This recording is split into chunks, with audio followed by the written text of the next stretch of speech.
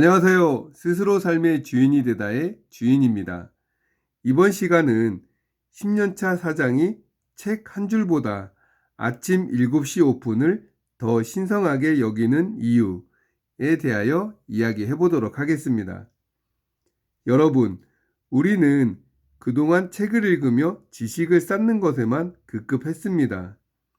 하지만 책은 지식을 쌓기 위해 읽는 것이 아니라 깨닫기 위해 읽는 것입니다.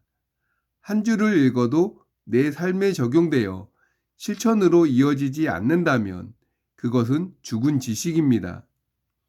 오늘 저는 말뿐인 계획을 넘어 습관이 인생을 바꾸는 반복의 기적에 대해 이야기하려 합니다. 80살의 첼로 대가에게 물었습니다. 왜 아직도 매일 연습하십니까? 그의 대답은 간단했습니다. 매일 연습하면 어제보다 오늘 실력이 나아지는 게 느끼기 때문입니다. 이것이 바로 나를 위한 즐거움의 경지입니다. 장사도 마찬가지입니다. 누군가의 인정을 받기 위해서가 아니라 나 자신의 성장이 즐거워야 꾸준히 할 수 있습니다. 아침 7시에 문을 열기로 했다면 그냥 여는 것입니다. 처음엔 의식적인 노력이 필요하지만 반복의 힘을 믿고 나아가면 어느덧 그것은 강력한 습관이 되어 당신을 성공으로 데려다 줍니다. 알고만 있고 실행하지 않는 것은 모르는 것과 같습니다. 인사, 공손한 말투, 미소, 모두가 알지만 정작 현장에서 실천하는 사람은 드뭅니다. 화려한 비법은 없습니다. 벨벳 밀크폼이 완벽하게 나올 때까지 연습하고 또 연습하는 것. 그 스팀이 제대로 되어야 다음 단계로 나아갈 수 있습니다. 실수하면 고치고 다시 하면 됩니다. 돈이 아니라 무엇을 더 줄까라는 꿈과 방향에 집중하기 바랍니다. 그러면 시장 상황에 흔들리지 않는 단단한 철학이 생겨납니다. 지행 합일에 대해 공자께서는 이렇게 말씀하셨습니다. 학이 불사증망, 사이 불악직태. 배우기만 하고 스스로 생각하지 않으면 사리에 어둡고 생각만 하고 배우지 않으면 독단에 빠져 위태롭다는 뜻입니다. 매일 밤의 성찰이 바로 이 가르침의 핵심입니다. 또한 공자께서는 견선여불급이라 하여 선한 것을 보면 그것에 미치지 못할까봐 끊임없이 노력하라고 하셨습니다. 배운 것을 내 것으로 만들기 위해 안달하며 실천하는 태도, 그것이 바로 군자의 공부법입니다. 머릿속 지식을 손발의 근육으로 바꾸기 위해 오늘 이것을 실행하십시오. 오늘 책에서 배운 것 혹은 이 영상에서 깨달은 것 중 딱 한 가지만 골라 지금 당장 매장에 적용하십시오. 이미 다 안다는 교만을 버리고 가장 기본이 되는 기술, 스팀, 추출, 인사를 오늘 처음 배우는 사람처럼 정성껏 반복해 보십시오. 오늘 밤 내가 말한 대로 행동했는지 정직하게 기록하고 행동하지 못한 부분은 내일의 숙제로 삼으면 됩니다. 여러분, 부족한 부분은 직접 실행해 봐야 알 수 있습니다. 모든 것에 완벽할 수는 없지만 꿈과 방향이 정해졌다면 나아가는 배짱이 필요합니다. 대가도 결국 꾸준한 연습으로 만들어진 것입니다. 포기는 없습니다. 오늘 밤 하루를 반성하고 성찰하며 한 걸음 더 성장한 자신을 느껴보시기 바랍니다. 행동해야 성공도 당신의 것이 됩니다. 오늘 하루도 실천하느라 고생 많으셨습니다. 그럼 손자병법 9지편 8. 양병천일 용병일시 시작하겠습니다.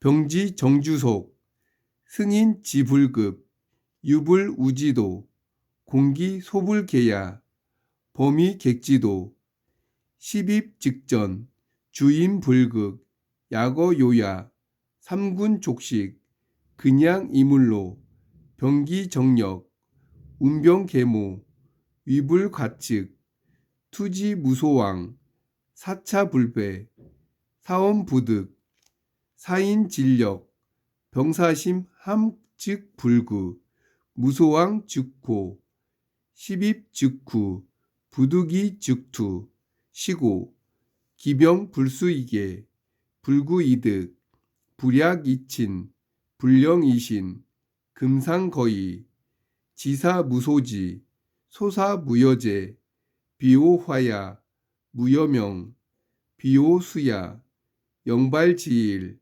사졸좌체 첨금, 와자체 교의, 투지무소왕자, 제, 귀지용야. 작전은 속도가 중요하다. 적이 미처 구조하지 못하게끔 예상 밖의 길로 신속히 생군하여 경계하지 않는 곳을 공격한다. 무릇 적국으로 들어가 싸울 때의 법칙은 이렇다. 아군이 정신을 집중하면 적이 이길 수 없다. 풍요로운 들에서 약탈하면 삼군은 양식이 충분해진다. 조심스럽게 쉬고 힘들지 않게 하면 사기가 오르고 역량이 집중된다. 병력을 움직일 때는 계산을 하고 전략을 세울 때는 예측하지 못하게 한다. 막다른 길로 몰면 병사는 죽어도 도주하지 않는다. 죽을 각오로 싸우는데 어찌 이기지 못할까? 군관과 병졸은 최선을 다한다. 병사가 위험에 빠지면 두려워하지 않고 도망갈 수 없으면 단결하고 깊이 들어가면 구속되고 부득이하면 싸운다. 이런 까닭에 병사들은 훈련하지 않아도 알아서 경계를 서며 격려하지 않아도 알아서 힘을 내며 묶어주지 않아도 알아서 친해지며 호령하지 않아도 알아서 기후를 준수한다. 미신을 금하고 의욕을 없애며 싸워 죽더라도 주저하지 않는다. 사졸이 재물을 탐하지 아니함은 재물을 싫어하기 때문이 아니다. 사졸이 목숨을 탐하지 아니함은 장수를 싫어하기 때문이 아니다. 결전명령이 떨어지는 날 앉아있는 사졸은 눈물에 옷깃을 적시고 누워있는 사졸은 눈물이 턱을 적신다. 이런 사졸을 사지에 몰아넣으면 전제와 조기처럼 용감해진다. 무릇 적국으로 들어가 싸울 때의 법칙은 이렇다. 아군이 정신을 집중하면 적이 이길 수 없다. 원문의 위객이란 손님이 되다의 뜻이니 다른 나라로 들어가면 그 나라 입장에서는 들어온 자가 손님이 아니겠는가? 완곡하게 표현한 것이고 실은 타국을 침략한 것이다. 타국을 침략하여 타국에서 교전한다는 뜻이다. 원문의 시입 직전이란 적국으로 깊숙이 들어갔다는 뜻이니 아군이 곧 중지에 있다는 것이다. 아군의 병사가 도망가기에는 본국이 너무 멀리 떨어져 있기에 이제는 전신전력으로 사력을 다해 싸울 수밖에 없다. 원문의 주임불극이란 적이 아군을 이길 수 없다는 뜻이다. 아군은 중지에 있고 적군은 산지에 있으니 당연하지 않겠는가? 앞서 손저병법에도 산지에서는 싸우지 말라고 했다. 적의 투지가 아군보다 못하기 때문이다. 두목은 이렇게 해설했다. 일반적인 공격과 정벌의 법칙에 대해 말하고 있다. 만일 적국으로 깊숙이 들어갔다면 아군의 병사들은 필사의 각오가 있을 테고 전심전력으로 교전하게 되니 적군이 아군을 이길 수 없다. 극은 승으로 이긴다의 뜻이다. 풍요로운 들에서 약탈하면 삼군은 양식이 충분해진다. 송자변법은 중지에 있을 때는 약탈하라고 조언했다. 적의 양식을 현지 조달하라는 것이다. 양식과 건초를 약탈하며 삼군 장병과 기병의 말을 든든하게 먹여야 한다. 조심스럽게 쉬고 힘들지 않게 하면 사기가 오르고 역량이 집중된다. 병력을 움직일 때는 계산을 하고 전력을 세울 때는 예측하지 못하게 한다. 병사들이 충분히 휴식을 취해야 힘을 비축할 수 있고 역량을 집중해야 작전에 임할 수 있다. 또한 계략을 짜고 병력을 운용할 때 적이 예측할 수 없도록 하라는 것이다. 조조는 이렇게 해설했다. 병사를 쉬게 해야 사기가 오른다. 계획대로 병력을 움직여도 적이 예측하지 못한다. 두목은 이렇게 해설했다. 적국으로 깊숙이 들어갔으면 반드시 박과들을 약탈하여 아군을 배부르게 해야 한다. 그런 후에 병영을 닫고 휴식을 취하여 병사들을 힘들지 않게 한다. 체력이 회복되고 힘이 비축되면 한 방에 이길 수 있다. 아군의 병력 동원이 변화무쌍하여 적이 아군을 예측할 수 없다는 것이다. 진나라 왕전이 초나라를 멸할 때의 위 전략을 구사했다. 왕전은 60만 대군을 이끌고 초나라를 침범했다. 초나라 땅에 진을 치고 주둔했다. 도량을 깊게 파고 보루를 높게 쌓아서 오로지 방어에만 전념하면서 병사들을 쉬게 했다. 초나라 군대가 여러 번 도전했으나 왕전은 일체 응하지 않고 지키기만 했다. 진나라도 병력이 많았기에 초나라 군대도 감히 총 공세를 퍼붓지는 못했다. 왕전은 이런 식으로 계속 병사를 쉬게 했다. 적국에서 진을 치고 무려 1년을 쉬게 한 것이다. 왕전은 진나라 병사들이 추석하여 노는 모습을 묵도하자 이제 움직일 때라고 판단했다. 초나라 병사들도 함께 진을 치고 1년을 경계했으니 얼마나 힘들겠는가. 자세마저 뻣뻣해질 지경이다. 초나라가 병력을 이동하자 허점이 노출되었다. 왕전은 기회를 놓치지 않고 일거의 결전을 벌여 한 방의 승부를 결정짓고 초나라를 멸했다. 조심스럽게 쉬고 힘들지 않게 하면 사기가 오르고 역량이 집중된다. 이 구절에는 상당히 많은 정보가 담겨 있다. 사람들이 전쟁을 관찰할 때는 대개 전투 자세에 관심을 집중한다. 그런데 전투는 전쟁의 일부분일 뿐이다. 심하게 말하자면 전투는 전쟁에서 그다지 중요한 부분이 아니다. 손자병법이 반복하여 강조하는 말이 먼저 이긴 후에 싸우라는 것이니 손자병법에 따르면 정작 싸울 때는 이미 승부가 결정된 것이다. 이겼기 때문에 싸움을 건 것이지 싸워서 이긴 것이 아니다. 그렇다면 싸우기 전에 아군은 어떤 조건을 구비해야 할 것인가? 또한 적군에게 어떤 조건이 나타날 때 공격하는가? 이 두 가지 조건에 전쟁의 비밀이 담겨 있다. 중국번은 고향의 자제로 편성한 상군을 지휘할 때 달리 기묘한 책략을 사용하지 않았다. 그저 착실하고 조심스럽게 병력을 관리하고 운용했을 뿐이다. 중국번의 일기를 읽어보면 아래와 같은 내용이 숱하게 등장한다. 병사들이 오랫동안 병영 생활을 하거나 적을 포위했을 때 중국번의 관심사는 온통 병사들의 반찬 문제였다.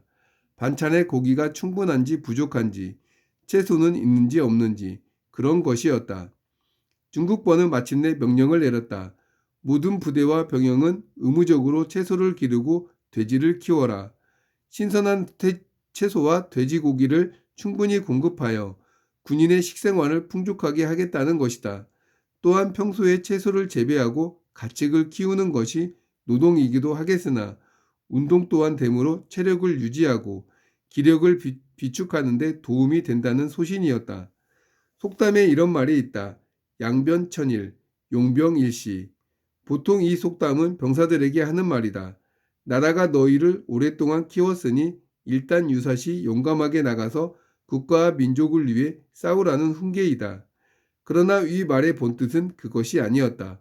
원래 출처는 남북조 시대 남조의 역사를 기록한 남사진원전의 다음을 구절에서 비롯된 것이다.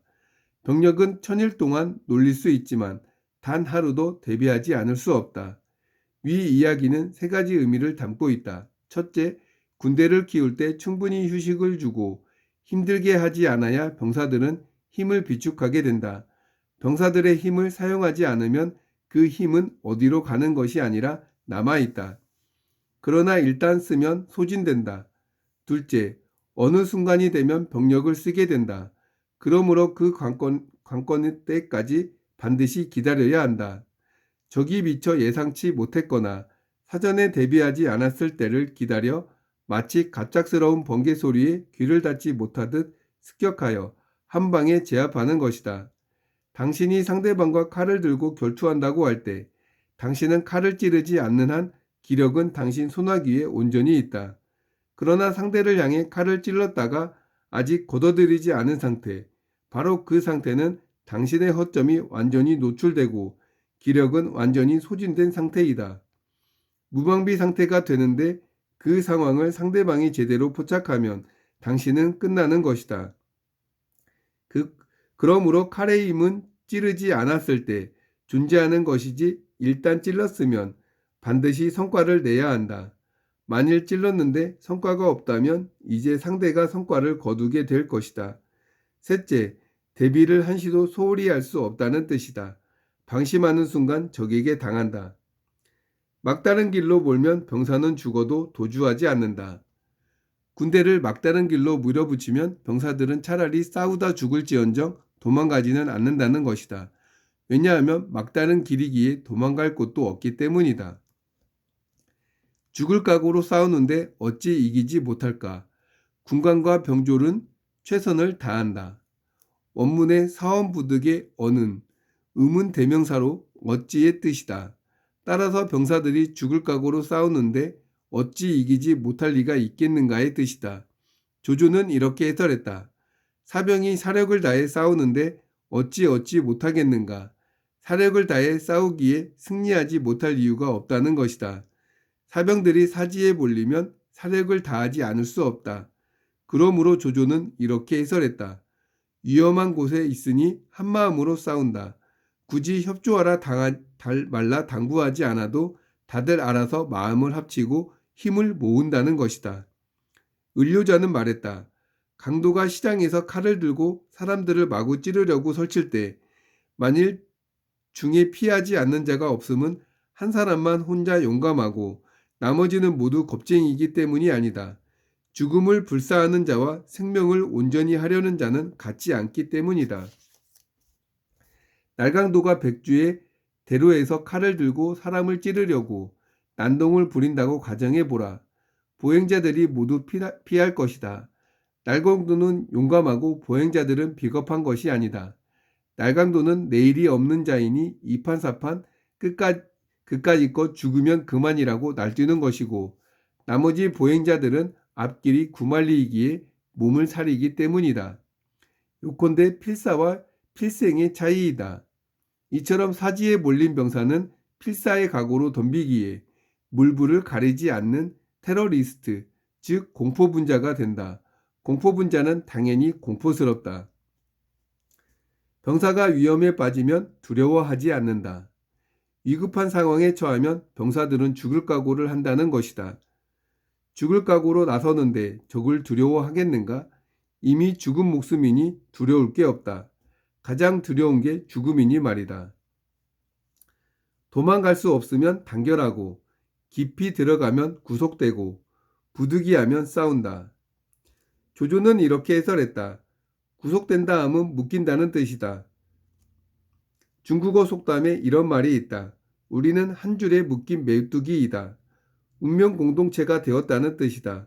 병사들이 적의 영토로 깊숙이 진입하여 더 이상 움직일 수 없는 막다른 길에 이르면 마치 모두 한 줄에 묶인 메뚜기처럼 한마음 한뜻으로 힘을 합쳐 목숨을 걸고 싸운다는 것이다. 두목은 이렇게 해설했다.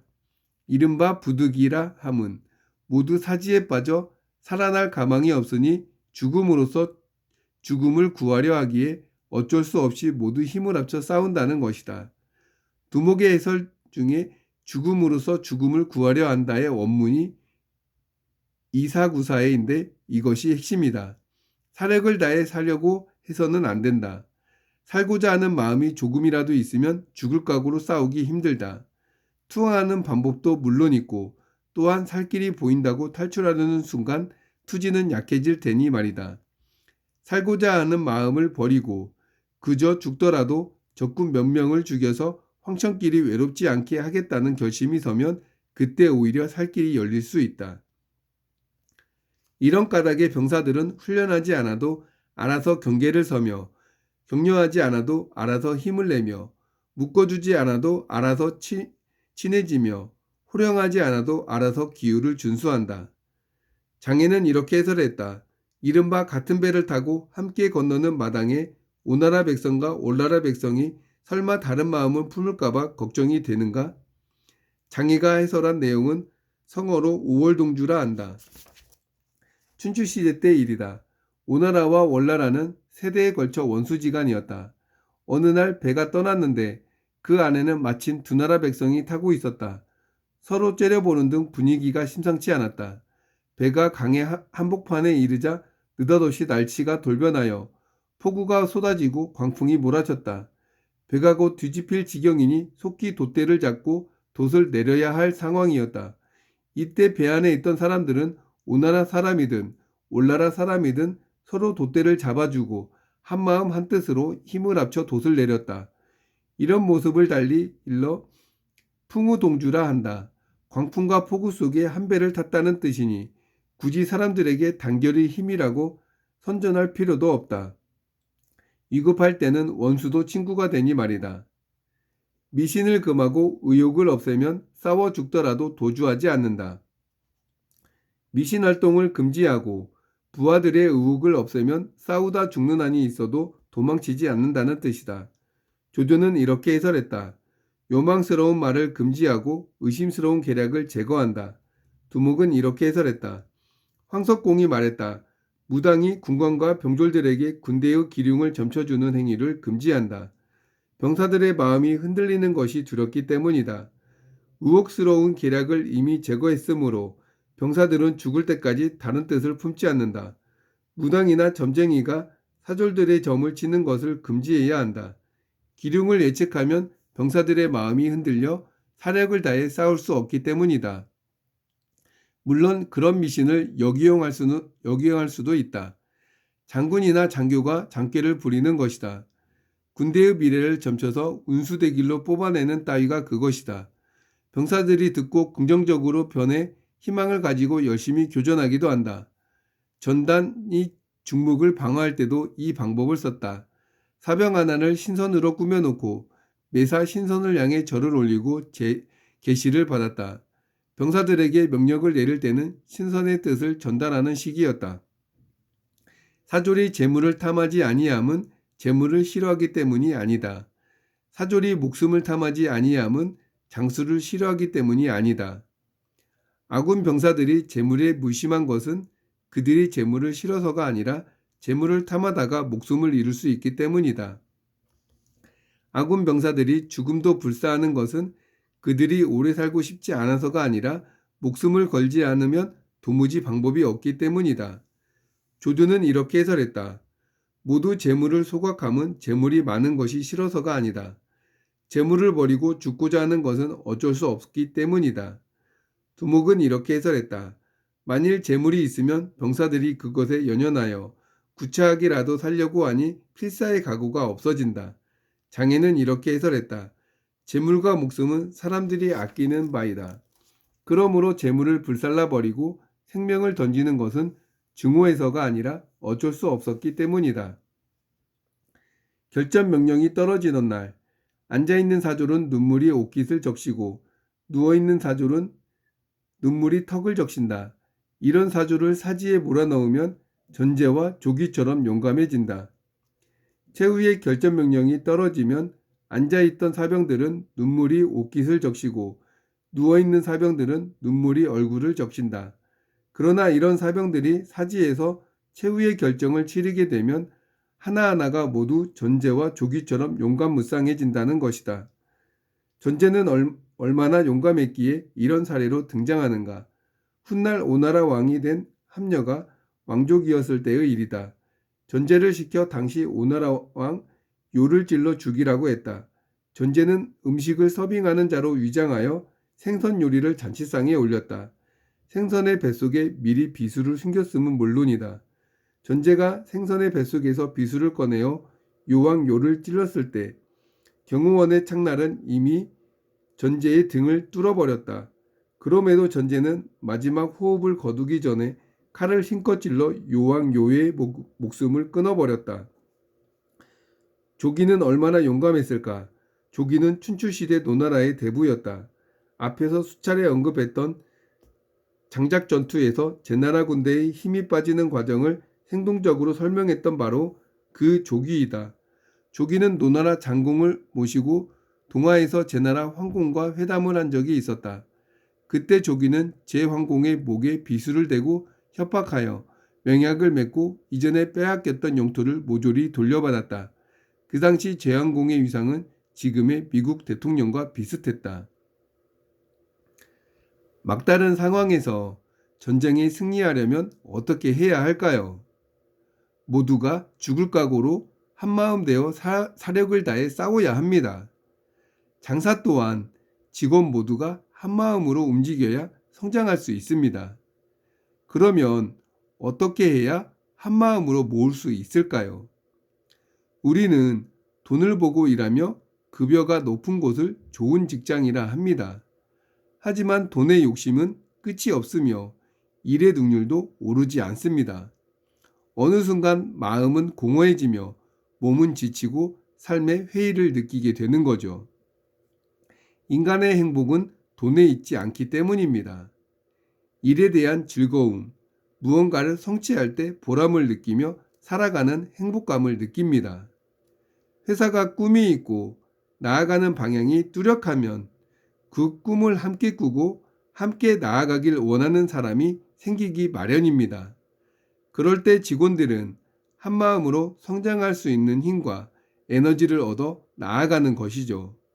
그래서 꿈이 없는 회사는 오래 갈 수 없는 거죠.